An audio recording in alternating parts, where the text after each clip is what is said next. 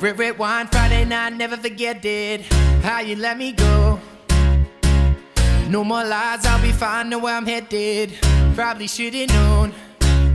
And now you're gonna say, pretty please forgive me. La muerte súbita es una enfermedad causada por un virus que no está diagnosticada en nuestro país, ¿sí? En realidad es una enfermedad que es frecuente en Brasil y que no se sabe bien quién la causa. Lo cierto es que acá sí aparecen por ahí plantas muertas que posiblemente sean de la misma tristeza, que es una virosis que hay en la zona, o de la gomosis, por otros problemas que no corresponden directamente a la muerte súbita. Por ahí se le puede decir muerte súbita porque de golpe aparece muerte, ¿sí? Muchas veces no es tan súbita, sino es descuido. También uno tiene que tener un seguimiento a las plantas. No es que la planta aparece muerta de una semana a la otra, sino que no presté atención y se me murió una planta por fitóptora, venía muriéndose y se murió. Pero no, en la zona muerte súbita no ha sido diagnosticada. Lo que puede ocurrir es que hay un proceso gradual que uno no lo va midiendo. Claro, generalmente las plantas mueren así de poco, no es que se mueren. Como él me dijo eso, yo me quedé. Y en Durazno hay algo que puede llamarse así, muerte súbita, que es cuando viene la planta del vivero ya infestada con la bacteria de las raíces, ¿no? Y la planta empieza a crecer inicialmente, tiene un buen desarrollo, pasa todo el verano creciendo, pasa el invierno, la poda, está bien la planta, y en la primavera la planta de golpe se muere. Y no es que no pudiéramos habernos dado cuenta de que esa planta se iba a morir, ya podríamos haberlo previsto. Cuando uno cava a la vuelta de la planta, la desentierra, encuentra la galla de corona, que lo produce una bacteria. Lo que ocurrió es que en el vivero estaba la galla esa, como un cancro así, como un tumor que creció en el cuello de la planta. Y el viverista, con tal de vendérmela, viene con la navaja, se la corta y le pone un poquito de barro y me la vende. Entonces yo la pongo en la planta y la bacteria siguió ahí en la planta y pasa todo el verano y parece que es normal, pero después en el arranque del siguiente año de crecimiento, ahí hace eclosión la enfermedad y se muere la planta. Entonces cuando uno la arranca ve una tremenda galla ahí que le quedó. Pero ese sí es una causa conocida. Sí. No, y la tristeza, que es una virosis que deben haber visto que las plantas se descortezan, la planta se pone con mucha fruta chica y hoja pequeña, tiene alguna forma ese virus de que puede causar la muerte más rápida en algunas plantas, ¿sí? Pero como tristeza, donde uno va viendo que se va descortezando el tronco, que tiene acanaladuras, algunas formas del virus. Que hay hojitas más chicas y que la planta se le ve medio. Por eso es tristeza. Claro, y hay algunas formas del virus que causan ese declinamiento leve. Uno va viendo que se le va amarillando, se le va pelando las hojas, los frutos son más chiquitos. Y hay otras formas del virus, así como cuando nos agarra una gripe severa, donde es fulminante y mata a la planta, ¿sí? Pero no es una enfermedad nueva como la muerte súbita. Ese virus ingresa, el de la tristeza, entra con un pulgón y además llega con plantines. Por eso el otro día alguien me preguntaba qué le recomendábamos para comprar plantas.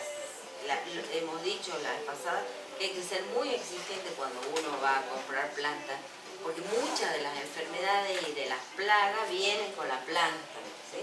O sea, la planta tiene que ser perfecta, mirar el cuello de la planta, porque puede pasar este tipo de cosas, pasa el durazno, pero puede pasar también con los cítricos. Muchas enfermedades que no están en el campo pueden llegar con la planta. Y si las tengo en el campo, igual no importa, porque yo tengo la necesidad de adquirir una planta sana, porque la estoy comprando, tiene que ser en perfecto estado sanitario. que hay algunas veces que hasta lo vacunan a la planta, porque le insertan, le infectan a la planta con una forma muy atenuada del virus que está presente ahí en la planta, pero que impide la entrada de las razas más fuertes que podrían producir la muerte. Le dan como anticuerpos. Claro, porque eso es lo que se llama protección cruzada, que cuando una forma del virus está presente en los tejidos, la otra forma ya no. Entonces uno elige ahí la forma que va a estar infestada. Le pone una raza débil que no la afecta mucho a la planta, pero sí la protege de la raza más fuerte. Eso cuando se lleva planta de muy alta calidad a un lugar donde está todo infestado.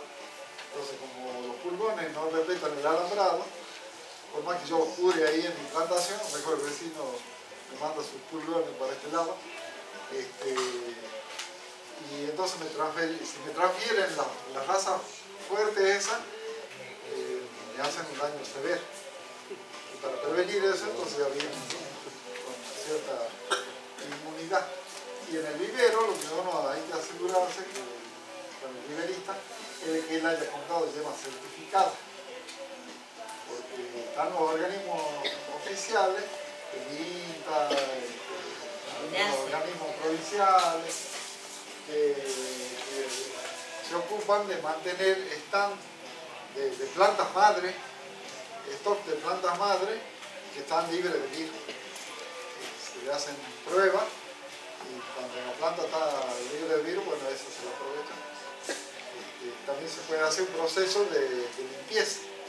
Se toman plantas que están enfermas, se hacen unos microinjertos que garantizan que la planta es nueva, no tenga los virus que tenía la planta madre.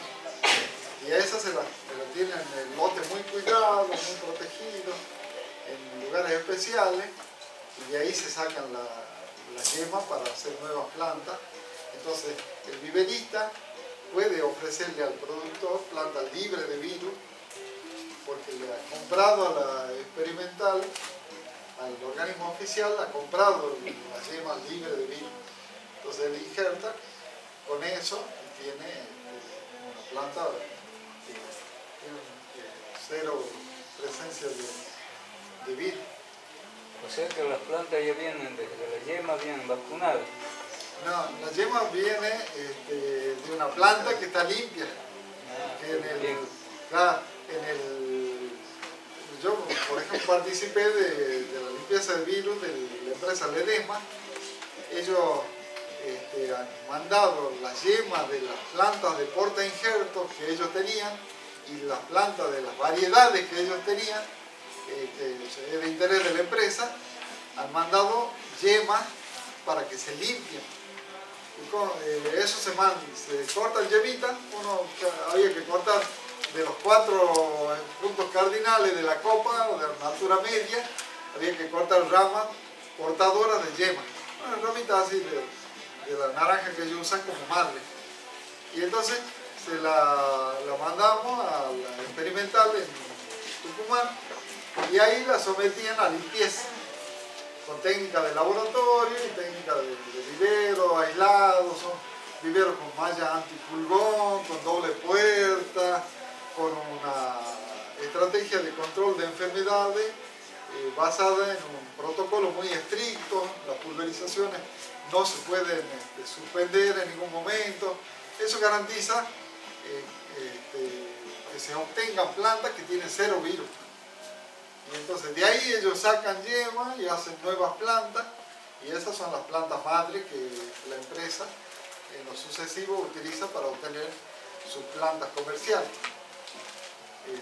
Eso es toda una cosa que no lo hacen las empresas, un procedimiento que no lo hacen las empresas porque son caros. Lo que lo hacen son los organismos oficiales. Y así se puede tener. Entonces, si un vivero me dice, estas son plantas certificadas, esa planta yo tengo mucha seguridad al comprar. Ahora, si son plantas que el vivero produjo, mandándole una ramita al vecino, trayendo semillas de cualquier lado, esas ya no tienen ninguna garantía. Lo que sí,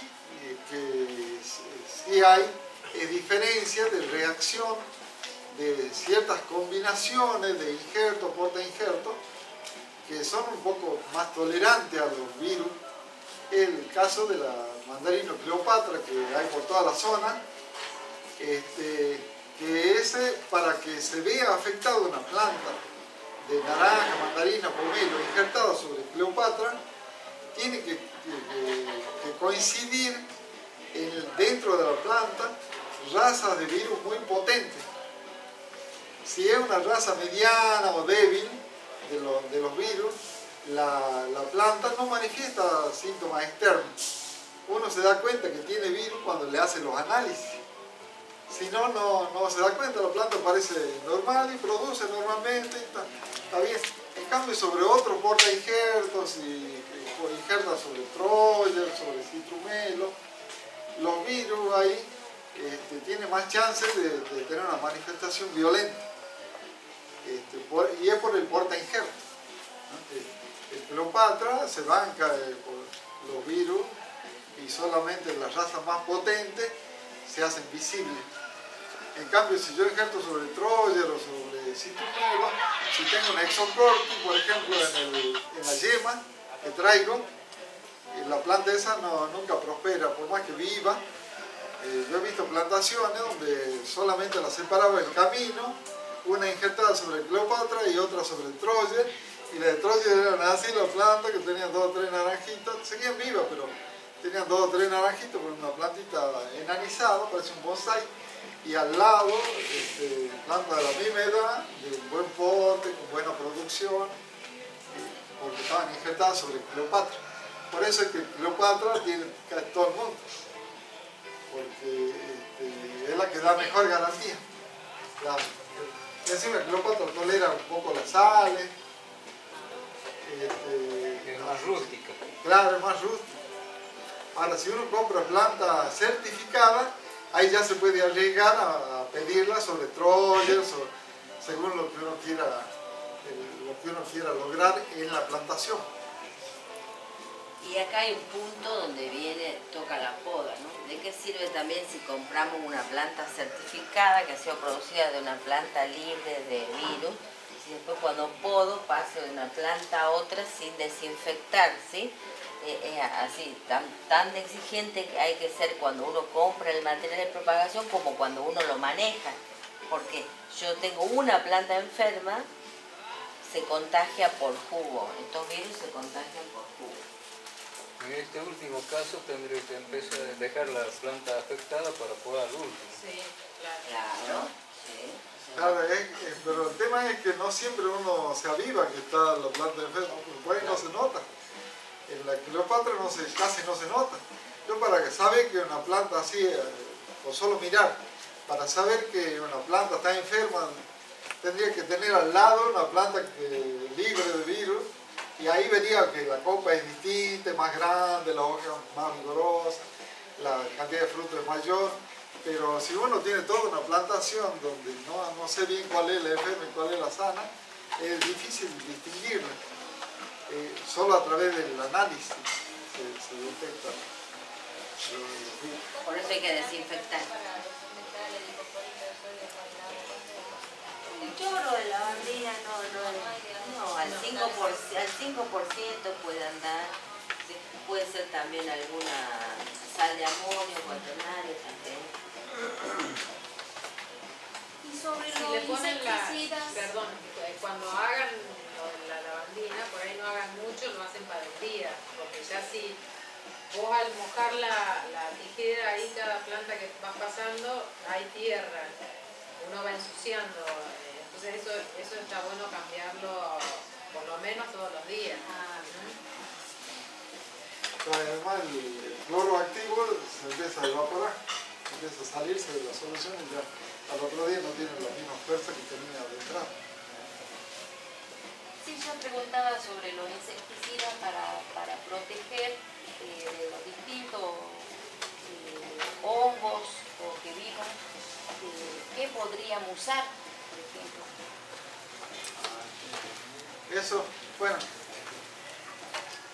uno podría podría pensar en ese tema haciendo un protocolo, como yo les decía que tienen en los invernáculos de plantas libres de virus. Que no importa si está o no está la enfermedad, yo aplico toda la semana tal cosa y así me garantizo que la planta. Pero eso no es aplicable al caso de una plantación comercial. No puedo poner un insecticida, un fungicida por las dudas, por el costo y por los efectos sobre la fruta. En las plantas de invernáculo que son para proveer yema, yo tengo la obligación de estar seguro de que no me entró ningún bicho, ninguna enfermedad. Entonces, como no voy a producir fruta, no voy a envenenar a nadie, entonces puedo poner a mansalva, haga falta o no. Además es chiquito, es un recinto cerrado, de poca cantidad. En una plantación yo no puedo poner por las dudas algo, ¿no? Entonces ahí es donde viene la necesidad de reconocer las enfermedades, reconocer las plagas y ver qué nivel de incidencia, cuántas plantas, de qué modo me está afectando en mi plantación tal o cual plaga. Y en función de eso compro lo que es necesario para eso. Y una vez que esté para ese conjunto de plagas, de enfermedades que yo detecté en mi quinta, que no necesariamente igual en todos lados, uno tiene que saber lo que uno tiene y en función de eso operar. Eso es una. Cuando va al médico no le da por la duda un montón de remedios.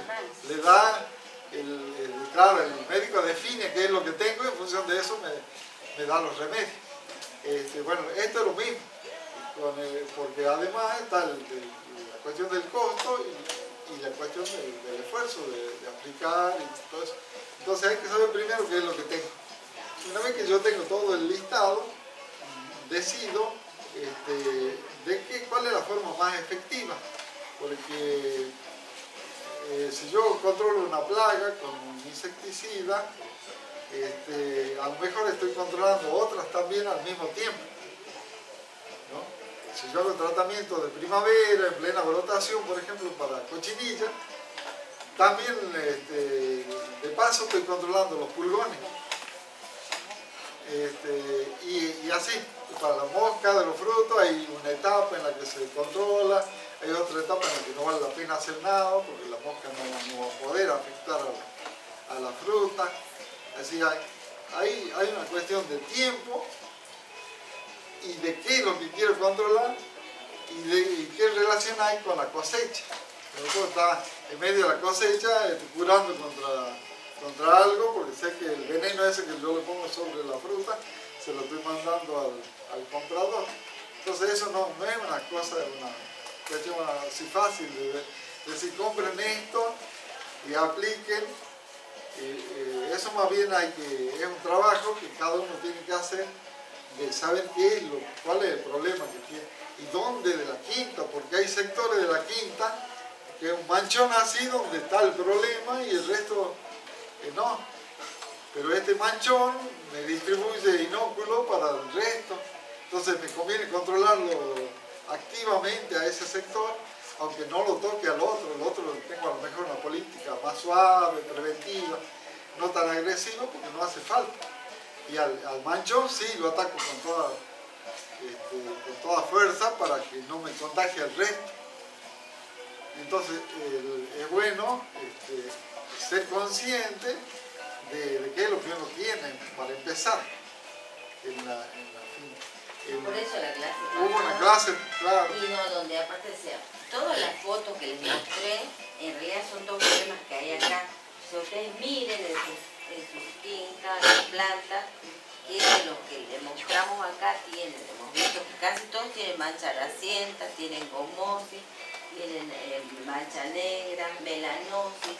Entonces, base a esto, como decía el ingeniero, por ahí una práctica para todos los hongos comunes, que sería la poda, unas aplicaciones de cobre en brotación, no más que eso. Y en el caso del minador de los cítricos, yo les comenté que ahí hay discusión, algunos productores aplican, especialmente los productores que exportan, los que tienen un manejo de la finca muy exagerado, Pero en realidad eso está discutido, el PROTE con vinador no necesita aplicación de insecticida para la zona. O sea, todo es como, miren las plantas y vean, en base al diagnóstico que tengan, de cuál es el principal problema. ¿Es gomosis? Bueno, vamos a tratar la gomosis, o vamos a podar y vamos a sacar las ramas para no tener tanta, ni mancha grasienta, ni melanosis.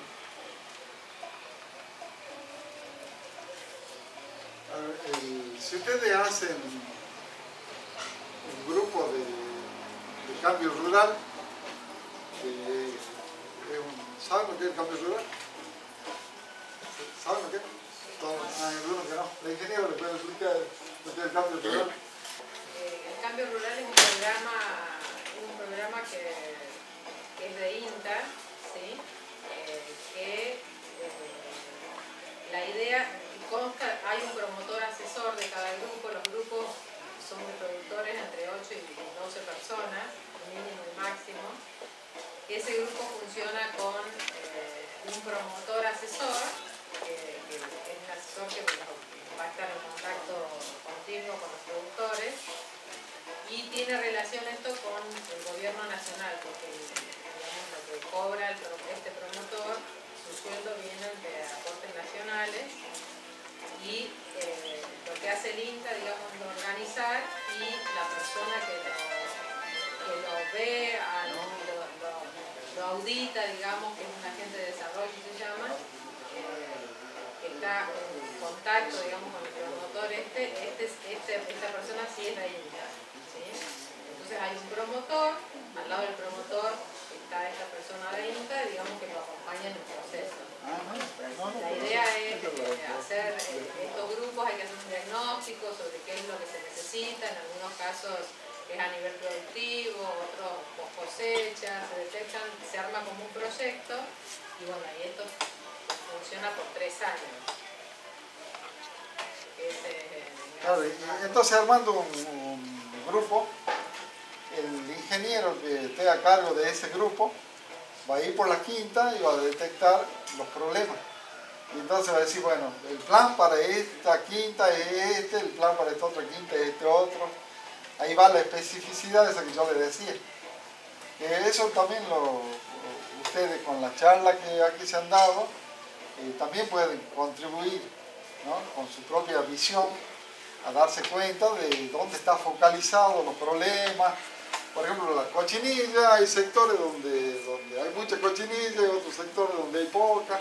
Entonces el sector donde la cochinilla está abundante, donde yo con más fuerza tengo que operar para evitar que se me contagie el resto. O sea, esas cosas que son individuales, no es que las fincas sean en serie, así que todas tienen los mismos problemas.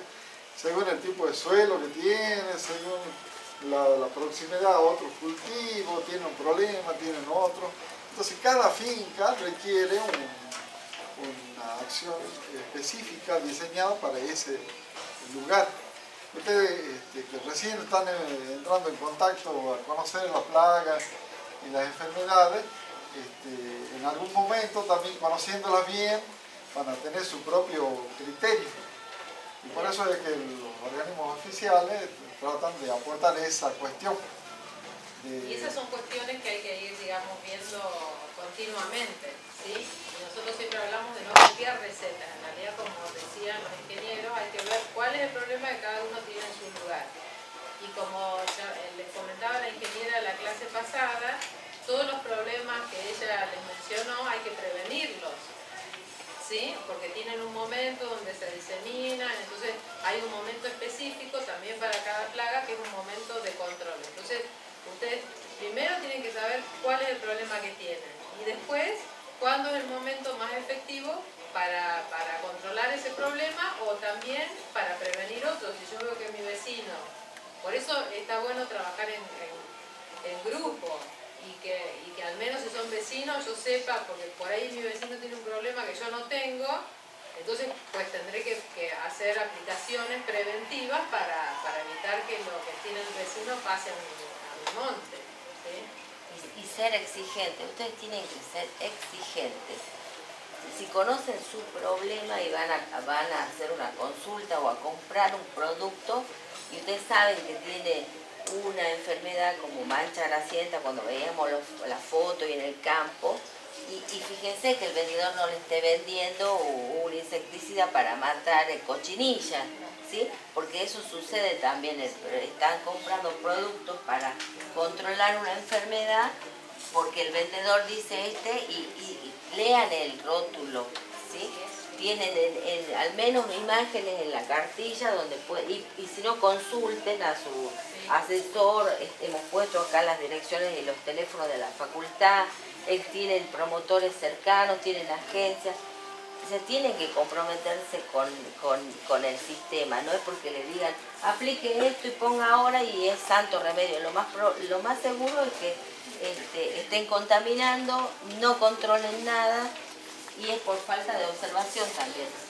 Y después el otro tema importante es la aplicación, cómo ustedes colocan ese producto en la planta, ¿sí? Porque de nada sirve que ustedes, digamos, compren el producto adecuado y lo estén aplicando mal. ¿Qué significa aplicar mal? Por ejemplo, hay productos que son de contacto y hay productos que significa que sean de contacto que en realidad la planta no los absorbe. Los que absorbe la planta y está defendida con ese veneno por dentro son los sistémicos, que pues, se absorben por hoja o por otras estructuras de la planta y está dentro. Pero por ejemplo el cobre que está indicado para la mayor parte de las enfermedades que hablaban la semana pasada, es de contacto. ¿Qué significa eso? Que, por ejemplo, la hoja que yo no alcancé a mojar con mi pulverizado no está protegida, ¿sí?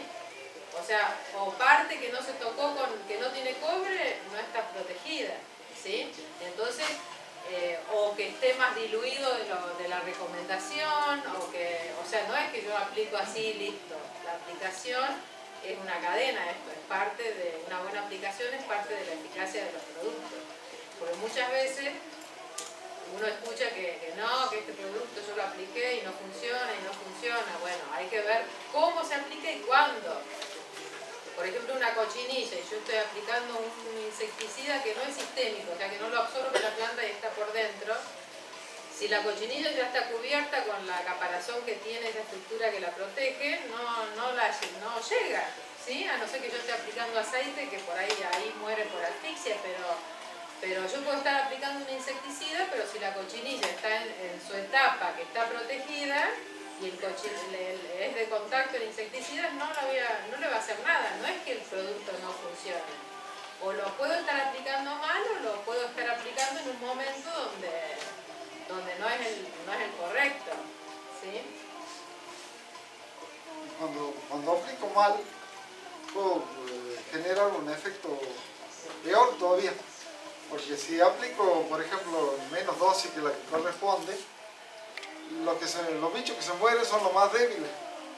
¿Y qué estoy haciendo yo ahí? Seleccionando en favor de los que son más fuertes. Entonces después los más débiles se murieron, por lo tanto no van a tener hijos. Los que sobreviven son los más fuertes, los que mejor toleran el veneno que yo le puse en baja dosis, van a tener un montón de hijos. Entonces la mayoría de la población va a ser de fuerte. Y entonces después voy a tener que seguir aumentando las concentraciones para poder matar a todos. O para poder matar la cantidad suficiente como para que no me hagan daño en el cultivo. Es muy difícil alguna plaga erradicarla. Lo que se hace es sostenerla ahí controlada, que no estorben demasiado, que no hagan demasiado daño. Bueno, y por eso es que hay que tener cuidado con las aplicaciones.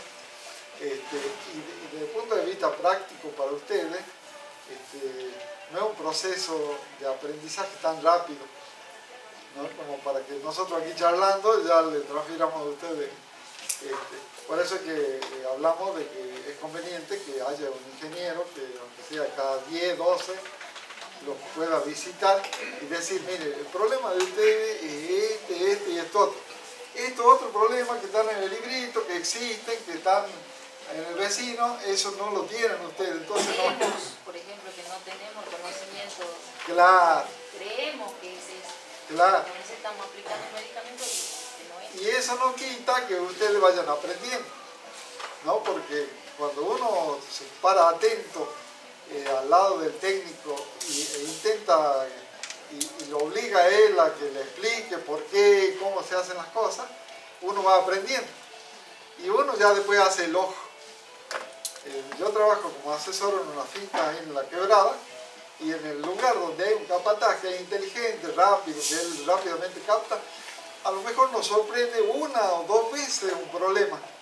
La vez siguiente que el problema aparece, el tipo ya la tiene clara y me llama: ingeniero, he visto tal cosa en tal lugar. Y capaz que ni hace falta que yo vaya, ¿no? Yo ya confiando en que él diagnostica bien, dale, aplicar. Eso es muy importante de la actitud que tiene que tener el propietario, de que cuando va el técnico se ponga al lado y trate de absorber lo más que puede de lo que él hace, porque después eso ayuda mucho. Y después lo importante es que ustedes formen su propia gente, digamos, que los jugadores sean los de ustedes, que el insertador también salga de acá, que alguien quiera dedicarse a eso, porque eso es muy importante, porque si hay gente de afuera que viene a hacer la tarea y después se va, trae muchos problemas eso. Es mejor que ustedes se formen ustedes o formen gente y que sea la gente de ustedes la que todos los años haga la tarea también. Entonces uno cada vez va afinando más el nivel de detalle, no estamos siempre hablando generalidades, no es siempre que recién empezamos, vamos avanzando, digamos. Injertadores es muy importante que haya injertadores en la zona también. Alguien que pueda empezar con una historia de cómo hacer un vivero, con toda la normativa, que ustedes produzcan sus mismas plantas. Hay plantas, como hablábamos en alguna de las clases, hay zonas que ya tienen variedades que están instaladas, que ustedes saben que funcionan bien, o que reconocen plantas que por algunas características son buenas, y bueno, entonces no siempre hay que traer de otro lugar. A veces sí para sumar porque hay algo que no hay, pero hay que darle valor y observar bien lo que tienen ustedes. Y seguramente dentro de todo ese material hay cosas muy, muy valiosas. Ya están adaptadas además. Como en la cuestión de la cura también es importante el factor climático, ¿no? Porque cuando uno va a curar y hay mucha humedad, mucho rocío, por ejemplo, el veneno se cae, se chorrea, ¿no? No tiene eficacia. Entonces hay que esperar un momento apropiado, ¿no?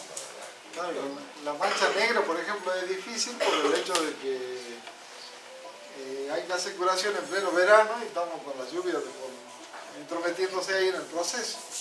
Uno cura y viene la lluvia del agua y vuelve a curar. El tema esos son todos factores que hay que irlo incorporando como conocimiento general, y lo que nosotros intentamos hacer es tratar de hacer un panorama, pero es un proceso. Ustedes no van a salir de aquí ya expertos manejadores de plagas y enfermedades porque nos hayan escuchado a nosotros. Le damos una orientación, una ideas generales, y en base a eso después cada uno tiene que ir y aprender lo más que pueda, y uno aprende más rápido cuando ve que otro lo hace. Cuando uno ve que otro lo hace, entonces ahí ya uno después lo puede aplicar en la propia plantación. Y los productos, el cobre por ejemplo, que se usa recurrentemente en los cítricos, puede también traer problemas de toxicidad, ¿sí? Así como cuando uno lo aplica a menor concentración que la recomendada, no hay efecto y estoy contaminando el suelo, el agua, la planta, el fruto. Cuando me excedo o cuando aplico en el momento en que la planta no hay que aplicar porque hace mucho calor, en las naranjas por ejemplo si la fruta es más grande de de 3 centímetros, cuando uno aplica mucho cobre, salen costritas, como le mostraba el otro día, de esas melanosis. Entonces uno por ahí piensa que la planta está enferma con algún patógeno, pero en realidad la planta me está mostrando que yo hice una mala práctica.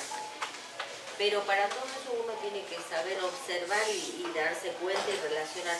Lo que uno hizo muchas veces cuando el fruto era pequeño, el resultado uno lo va a ver cuando el fruto es grande, ¿sí? Hemos dicho que el momento de más fragilidad de la planta es cuando las hojas están pequeñas, cuando el fruto está pequeño, y si yo en ese momento no he protegido mi fruta, y yo recién me voy a dar cuenta en el otoño e invierno siguiente. Entonces todo eso deriva de la observación, hay que aprender a mirar. ¿Alguna otra cosa que quiero preguntar? Sí. El tema de la cancrosis, este año vamos a tener una época de mucha lluvia, digamos, tenemos mucho riesgo de cancrosis ahora, digamos. Ahí la ingeniera.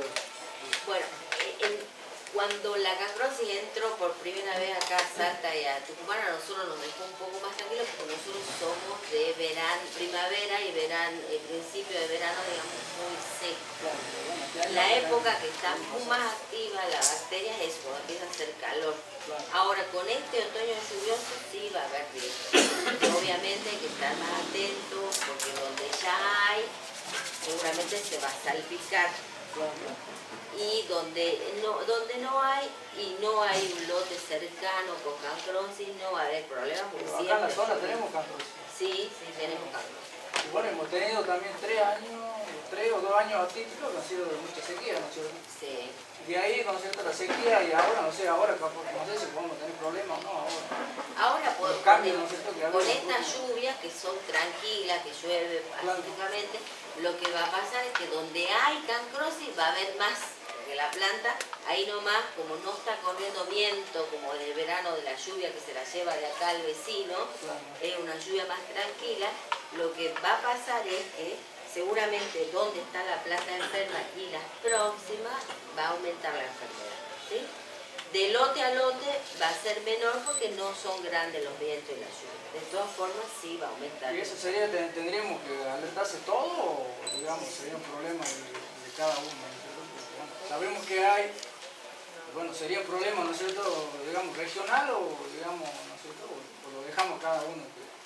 Lo que pasa es que en realidad la cancrosis es un problema regional, pero el manejo es, el manejo tiene que ser obviamente en la quinta de cada uno y en las quintas próximas, porque lo que le digo, el viento lleva, la enfermedad no se separa, porque acá tengo un alambrado, yo tengo y mi vecino no tiene. Entonces, todo lo recomendable para frenar la diseminación de la bacteria de un lote a otro está muy bien y ayuda. No llevar cajones con restos de ramitas, con hojas.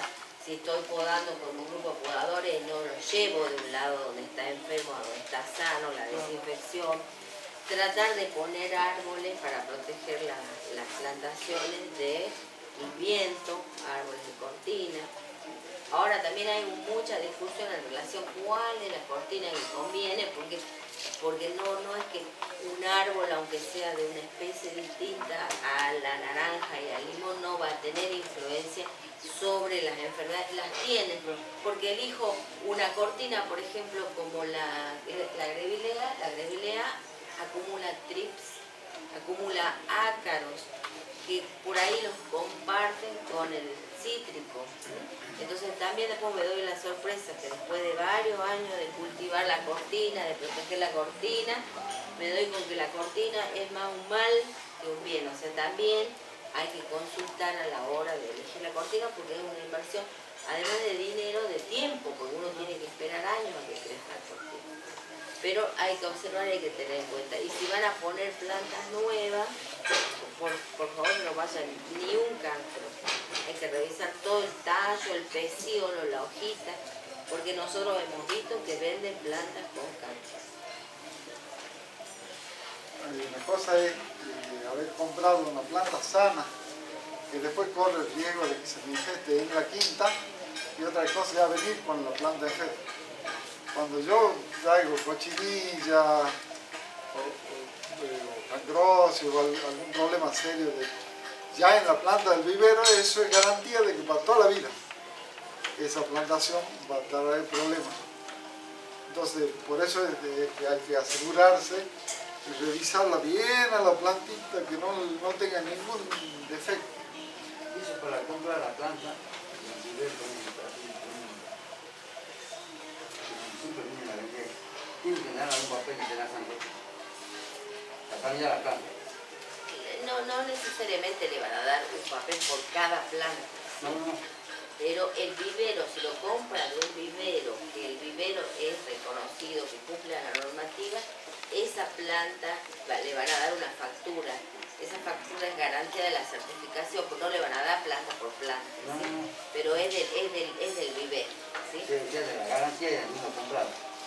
Claro, porque uno cuando hace sus plantas también obviamente va a tener cuidado, porque no va a ir a elegir el cortar yema de una planta que está amarilla, que tiene manchas, que yo le miro que está chorreando goma al tallo. O sea, la exigencia que uno tiene al elegir la planta que me va a dar la yema, uno la va a hacer por el aspecto, ¿sí? Pero el vivero la tiene que hacer por un certificado.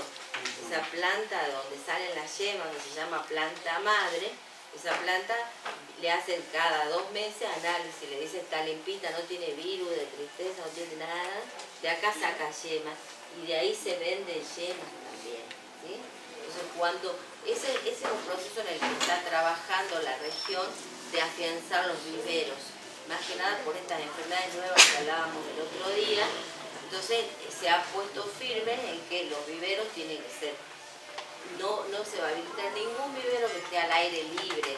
El vivero tiene que estar con plástico, con malla para que no entre el insecto. Tienen que proveer la yema de plantas madre, que las provea el ITA o las provea el Centro Multiplicador de la Obipo por Hombre de Tucumán. Todo tiene que ser conocido y sano para multiplicarse. Porque si no, ¿yo qué multiplico cuando multiplico yema de una planta enferma? Multiplico la plaga, multiplico el problema, ¿sí? Entonces, eso es lo que se está haciendo. Bueno, como verán, ustedes han visto que no tenemos la cantidad de viveros en la región que cumplan esas características. Bueno, en ese proceso se está. Aquí el plano que a veces tiene gente de afuera a vender plantas. Entonces uno la ve bonita, ¿sí? Bueno. Yo ahí compré un poco ahí, y de la cuenta que como 15, 20. No, es una decisión muy seria comprar plantas. No se puede comprar plantas de gente que se abre el camión en la ruta y trae plantas para vender, ¿sí? Yo hombre que aquí he hecho varios, no sé para la próxima tengo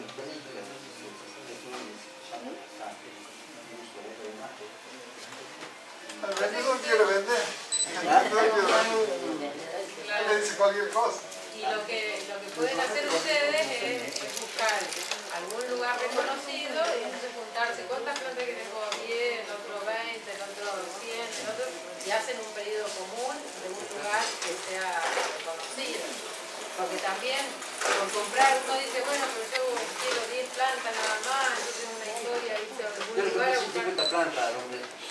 Por eso, si ustedes hacen entre todos... Aprendido, ¿no? La verdad que aprendí todo. Ya como está queriendo la cosa, no puedo llamar y... Al menos eso puede ser otro problema, capaz que no sea problema de la planta, pero comprando la planta, ya partiendo, digamos, de ese el primer paso que sea bueno, uno tiene una chance más de éxito, ¿sí? Porque el tema es que, digamos, una planta mala, uno la puede empeorar, una planta buena, digamos, uno la puede empeorar en el campo. Por más que yo tenga planta buena, no es garantía si yo la riego mal, o no la riego, o no la cuido, no es garantía de que sobreviva. Se puede morir, si yo no la cuido, se puede morir de todas maneras. Lo que sí nunca va a pasar es que una mala planta de vivero sea una planta grande buena, nunca. Yo la puedo empeorar a la planta en el campo, pero mejorarla nunca. Por eso si yo parto con una mala planta, ya estoy sonado. Una de yuta, otra de todo. O sea, todo de todo. Con eso de todo, tenemos más perro.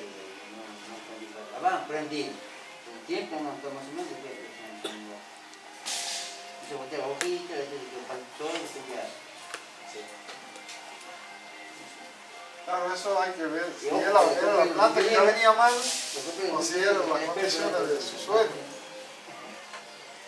Por eso le digo, pero la planta se puede morir por varias cuestiones después.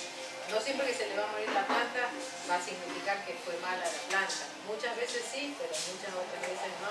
Y él me trajo una plantita ya así, ya con un tip. ¿Qué digo que es una planta? No, es que es como abonado, que curado tanto. Y esas son las cosas. Esas son las estrategias del vendedor. Uno cuando va a comprar un auto usado también, uno le dice, mirá, pero tal, la rueda esta yo la veo medio chueca. No, pero ellos siempre tienen la respuesta para convencer. El asunto es que uno haga el loco para ver por uno mismo. ¿No? Una planta de citro que tenga un tallo grueso, sin hoja, es vieja. Diga lo que diga el vendedor, es vieja. Después cuando uno corta la maceta, si tiene un rodete de raíces ahí abajo, es planta vieja. La planta joven ocupa el espacio, por eso el vivero es una cuestión de precisión en el tiempo. Hay una cantidad de meses para tener plantín, una cantidad de meses para que crezca el injerto y una cantidad de meses para venderlo. Si yo me paso eso de largo sin lograr venderla, el viverista, él igual la quiere vender, no se va a clavar con toda la inversión que es. Claro, y entonces cuanto más tiempo haya pasado, peor va a ser esa planta. Menos reacción va a tener. La planta mejor que viene a la bolsita o que esté en el suelo así como la chaca. Yo le cuento lo que hacen las empresas grandes de limón en Tucumán. Ellos hacen de las dos plantas y las usan según el espacio que quieran ocupar con nueva plantación. En aquellos lugares de excelente calidad del suelo, ellos ponen plantas chiconas de maceta.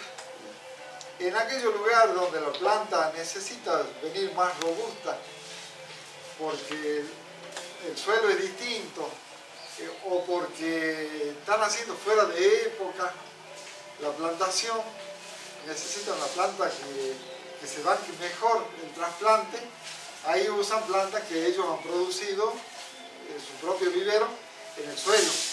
Entonces son plantas muy altas que la cortan a 70 centímetros y le entregan con un tallo así grueso, del injerto ya grueso. Y bueno, esa planta sufre cuando la sacan, porque hay que cortarle la raíz, pero tiene mucha reserva en el tallo y de ahí emite, si yo le doy buenas condiciones de agua, de nutrientes, le controlo las malezas, esa reacciona y casi se iguala con las otras. Las otras son jovencitas que vienen en el pleno vigor y hacen una continuidad en la quinta de lo que venía siendo tratado en el vivero, con todos los cuidados, con riego por goteo, ¿no? Con fertilizante calculado, todo viene la planta muy mimada, esa planta jovencita del vivero, maceta. La otra, la que viene arrancada, viene traumatizada, pero es una planta fuerte, que tiene muchas reservas, que si yo la cuido bien también va a reaccionar. O sea, según donde yo la quiera poner, según el momento. Y después muchas veces preguntan si es mejor, por ejemplo el cítrico, les van a vender a ustedes una plantita con 6 meses de injertada, que es chiquitita, y si no la otra que estuvo casi el año en el vivero, entonces una plantita más robusta. ¿Cuál es mejor? O sea, vamos siempre a lo mismo, o sea, no hay ni mejor ni peor. Va a depender del cuidado que yo después, o de la atención que le voy a dar a esa planta, ¿sí?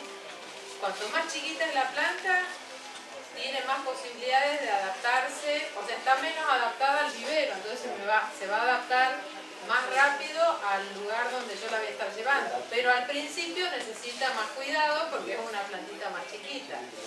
La tengo que cuidar del viento, la tengo que cuidar cuidar del sol, capaz que se me quema el tallito, o sea, es una planta que está como, es un bebé más chiquitito que estoy trayendo, entonces tiene más cuidado que una planta de 1 año de vivero, pero muchas veces pasa eso, o sea, hay gente que prefiere uno o el otro, depende del cuidado. Hay gente que le resulta mal esa planta tiernita porque rápidamente ya está, digamos, con menos mañas, ya la traigo con menos mañas del vivero, es una planta vieja la otra.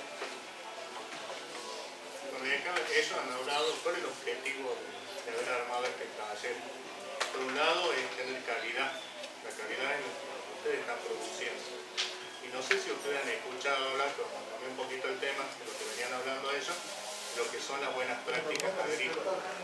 Han escuchado hablar o nombrar lo que sería BPA, buenas prácticas agrícolas. Hoy en día la mayoría de las producciones, tanto de hortalizas como de frutales, tienen que cumplir estas normas. ¿Y cuál es el objetivo de estas normas? En realidad es tener una fruta de calidad, pero también asegurar que sea inocuo, o sea, que no le produzca enfermedades en la persona que lo va a consumir. Los ingenieros ellos hablaron de la aplicación del producto químico. Muchas veces, ¿qué es lo que hace el productor? Termina de hacer la aplicación, deja el envase tirado en la quinta, o algunos, sobre todo las señoras, que son las que quedan a veces en las casas cerca de las quintas, ¿qué hacen? Lo reutilizan. Lo recomendable es romper, lavar y romper. O sea, para que no lo vuelvan a usar. ¿Qué pasa si en el caso de que, por ejemplo, ustedes tengan la visita de algún inspector de sanidad? Sobre todo lo que hacen la parte de encuestas sobre intoxicación. Muchas veces no les pueden preguntar directamente a ustedes qué hacen con el envase vacío de la aplicación de algún producto químico. Entonces uno, como ya sabe, ¿qué es lo que va a responder? No, yo lo tiro o lo dejo en el costado. Entonces hay preguntas que son de doble sentido. Entonces le pueden llegar a preguntar a ustedes, ¿traen agua o ponen planta a ustedes? Sí, ¿en qué envase? Bueno, lo cortamos y lo lavamos y ya está. Entonces ahí están jugando ustedes en contra. Estas buenas prácticas agrícolas no solo van a ver lo que es el injerto, tienen varios puntos en donde uno de ellos es el injerto, las prácticas culturales que tienen que hacer en la quinta, por ejemplo la aplicación, ya habíamos dicho, de los agroquímicos. Tienen que saber aplicar el momento adecuado y sobre todo a qué apuntamos, la seguridad de ustedes. ¿Cómo van a aplicar? Traten lo mínimo de ponerse una camisa, pantalón largo, usar botas o guantes. Si bien a veces las aplicaciones son en verano, es incómodo estar haciendo ese tipo de aplicación. Por otra cosa, también tener en cuenta la calidad de agua con la que yo voy a usar. Lo ideal es que sea agua de una red confiable, por ejemplo de una acequia. Tengan en cuenta, por ejemplo, en esta zona que tenemos un feedlot, en donde por ahí la acequia pasa por el medio de los corrales, muy cerca de los corrales. Entonces esa agua por ahí habría que hacerle algún tipo de análisis para que me garantice de que no estoy llevando ningún organismo que luego mojemos la fruta, mojemos una hortaliza, un tomate, una lechuga, y al consumirla, más aún si no la lavamos bien, podamos tener un problema de diarrea, por ejemplo. Hoy en día, todo lo que se busque que sea inocuo, que sea que no le produzca enfermedades a ustedes, tanto con peligro físico, por ejemplo, que es común a los que tienen, por ejemplo, plantas de empaque o un empaque mínimo de procesamiento, que vayan las personas o las mujeres o los muchachos, por ejemplo, que se le caiga un pedacito de esmalte de la uña, un arito, todo eso puede ir también dentro del embalaje en sí. Y por ahí cuando ustedes van a vender, abren la caja o el cajón y se dan con que encuentran un arito. Entonces, ¿qué pasó acá? O por ejemplo, peligros químicos. La ingeniera habló de la aplicación o desinfección con hipoclorito de sodio, las herramientas de trabajo. Pero muchas veces usamos el hipoclorito, por ejemplo, para desinfectar las manos, que sea diluido. Podemos usar también un alcohol diluido, un alcohol común comprado en la farmacia y diluido. ¿Qué pasa con los peligros biológicos, que son los más importantes? Los hongos, las bacterias, los virus. Más allá de que lo que enferma a la planta solamente en la planta, pero hay muchos que, porque tenemos animales domésticos, el perro, el gato, la gallina, por ahí no somos conscientes de cómo tirar la basura. Traten de ser ordenados ustedes mismos para que de esa manera el animal, por ejemplo el perro va y saca la basura y le pasaba por toda la quinta. No usar la quinta tampoco de baño. Entonces por ahí hay bacterias que al estar en contacto con la fruta o con la verdura, y si no se la lava bien, provocan diarrea. Todo esto hace un paquete de lo que hoy en día se está tratando de manejar, que son las buenas prácticas agrícolas. Si bien cuesta trabajar con esto, se hace de a poquito y no todos van a llegar a cumplir todo lo que establecen las normas, pero siempre se van corrigiendo por pedacitos, para que ustedes mismos entren en conciencia.